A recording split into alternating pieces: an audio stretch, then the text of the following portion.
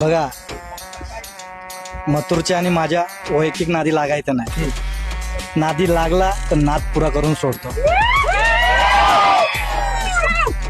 पण माझ्या मथुरला हर टायमाला हिनवलाय आणि ट्रोल केला.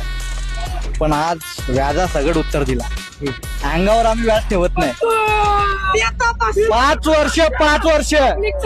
5 वर्ष सलग या बिंदोडच्या मैदानात कधी मैदान सोडू नाही गेलो. त्यात दाटात त्यात माटात हर टायमाला उभा राहिलो.